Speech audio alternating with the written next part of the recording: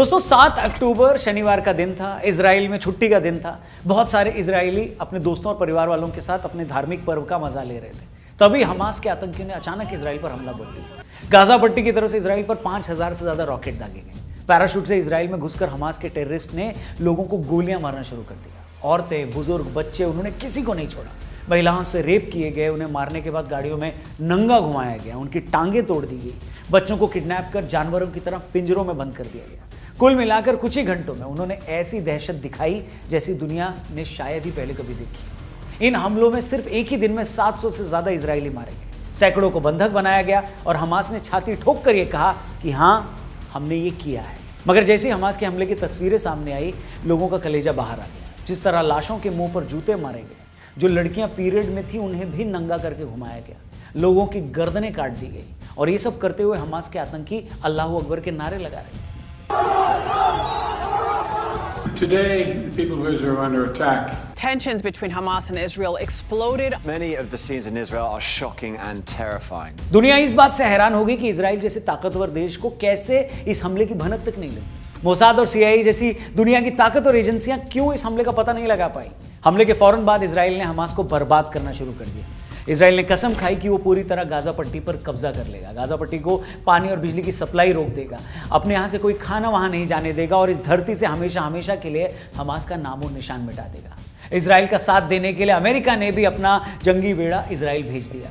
Australia और France ने फिलिस्तीन की मदद रोक दी। चीन फिलिस्तीन से हमदर्दी दिखा रहा है। हमास ने लेबनान के कट्टरपंथी संगठन हिजबुल्लाह से मदद मांगी। ईरान ने इस्लामिक कंट्रीज की बैठक बुलाई। यूरोप के फॉरेन मिनिस्टर्स भी इस इशू पर बैठक कर रहे हैं। कुल मिलाकर हमास की इस हरकत ने पूरी दुनिया को थर्ड वर्ल्ड वॉर के किनारे पर लाकर खड़ा कर दिया है। हर सेंसिटिव आदमी में हमास के हमले को लेकर गुस्सा है। हमले की खौफनाक तस्वीरें देखकर हर इंसान कांप गया है। मगर यह देखकर दिल गुस्से से भर जाता है कि ऐसे माहौल में भी हमारे अपने ही देश में कुछ लोग इजराइल पर हुए इस हमले का जश्न मना रहे हैं।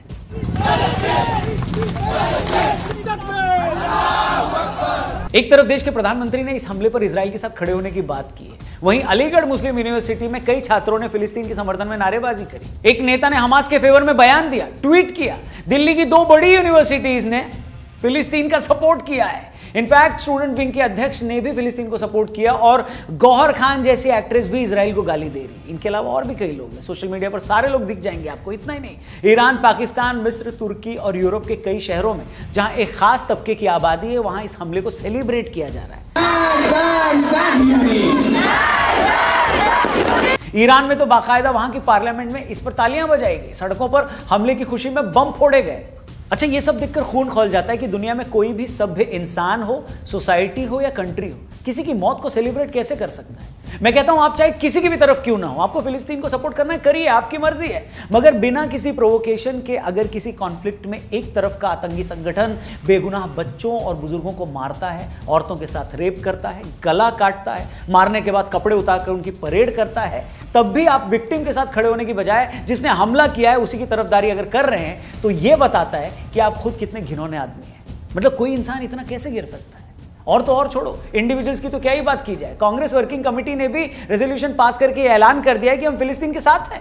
मतलब हमला फिलिस्तीन की तरफ से किया गया है, मासूम बच्चे, औरतें इजराइल के मरे हैं, और सपोर्ट आप उस देश को कर रहे हो जहां से हमला किया गया है। इसका सीधा मतलब यह है कि आपको सही गलत से कोई लेना देना नहीं है। देश की जनता क्या सोचती है, इससे कोई लेना देना नहीं है। जैसे हमले का सपोर्ट करने वाले कुछ लोग सिर्फ रिलीजन के बेस पर फिलिस्तीन को सपोर्ट कर रहे हैं, उसी तरह कांग्रेस को भी लगता है कि फिलिस्तीन के साथ खड़े होने पर उसका एक साइड का वोटर खुश होगा। और अगर ऐसा है तो इससे ज्यादा गंदी कम्युनल पॉलिटिक्स और क्या हो सकती है। आप खुद ही ऐसी पॉलिटिक्स करते हैं तो किसी और पार्टी पर कैसे इल्जाम लगा सकते हैं कि वो भी धर्म की राजनीति करती है। क्योंकि जहां आपको सूट करता है वहां तो आप उससे 10 कदम आगे निकल जाते हैं, जैसे आप शाहबानो केस में निकल गए। अब आप इन लोगों का दोगलापन देखिए। भारत में जितने चंपू फिलिस्तीन के समर्थन में रैलियां करते दिख रहे हैं, अगर आप इनसे सवाल करें कि क्या तुम लोग सिर्फ रिलीजन के कारण फिलिस्तीन का सपोर्ट कर रहे हो क्या, तो ये साफ मुकर जाएंगे, कहेंगे नहीं नहीं नहीं नहीं, इसका रिलीजन से कोई लेना देना नहीं है। इजरायलियों ने फिलिस्तीनियों को उनके घर से बेघर किया, इसलिए हम उनके साथ हैं। मैं पूछता हूं, इससे बड़ा झूठ और दोगलापन क्या हो सकता है। अगर इन लोगों को किसी कौम को उसके घर से बेघर करने की परवाह सच में होती तो सबसे पहले ये लोग कश्मीरी पंडितों के सपोर्ट में आगे नहीं आते? बताइए आप। अच्छा, बेशर्मी ये है कि कश्मीरी पंडितों को पीड़ित मानना तो दूर, उनका सपोर्ट करना तो दूर, जब कश्मीर फाइल जैसी फिल्म आती है तो ये लोग कहते हैं ये पिक्चर नहीं है, एक प्रोपोगेंडा है, ऐसा कुछ हुआ ही नहीं है। मतलब जब आपको मजहब सूट न करे तो अपने ही देश का पीड़ित आपको झूठा लगता है, और जब मजहब आपके मतलब का हो तो हजारों किलोमीटर दूर बैठा आतंकी भी आपको बेचारा लगता है। क्या पूरी दुनिया में बेशर्मी की इससे बड़ी कोई मिसाल आपको कहीं दिखाई दे रही है क्या? अगर दिखाई देती है तो प्लीज मुझे बताना, क्योंकि मैं वहां विजिट करके आऊंगा। मगर ऐसी बेशर्मी करने वाले और ऐसा हमला करने वाले, ये दोनों लोग भूल जाते हैं कि भैया किसी भी वायलेंस में आपका पहला हमला कर देने पर आप विजेता नहीं बनते, विनर नहीं बनते। जब अलकायदा ने अमेरिका पर हमला किया तब भी इस सोच से हमदर्दी रखने वाले लोगों ने पूरी दुनिया में जश्न मनाया इसका। ये लोग इस बात से बड़े खुश थे कि देखो देखो एक आतंकी संगठन ने अमेरिका को बड़ा सबक सिखा दिया। मगर फिर क्या हुआ? उसके बाद अमेरिका ने उस पूरे देश को ही बर्बाद कर दिया। जहां से यह हमला हुआ था उस पूरे देश को ही खत्म कर दिया। अब अलकायदा के हमदर्द चाहें तो 9/11 के हमले के बारे में सोच सोचकर खुश होते रहें, या यह सोचकर खुद को थप्पड़ मारें कि उसके बाद अमेरिका ने अफगानिस्तान और इराक में हजारों जानें ले डाली। 10-20 साल तक दोनों देशों में घुसकर वहां हुकूमत की। ऐसे एक नहीं हजारों मामले आपको मिल जाएंगे जहां हमला करने वाले आतंकी और उनके हमदर्द सिर्फ पहले हमला कर देने पर खुश हो जाते हैं, मगर उसके बाद उनकी क्या हालत हुई है इसके बारे में वो नहीं सोचते। बेशक हमास ने इजराइल को बड़ी चोट पहुंचाई है, ऐसी चोट जो उसने पिछले 75 सालों में नहीं सही, लेकिन फिर भी याद रखना कि इजराइल भी ऐसा हमला शुरू कर चुका है। ऐसा हमला कि हमास क्या, उससे हमदर्दी रखने वालों की 1000 पुश्तें इसे याद रखेंगी।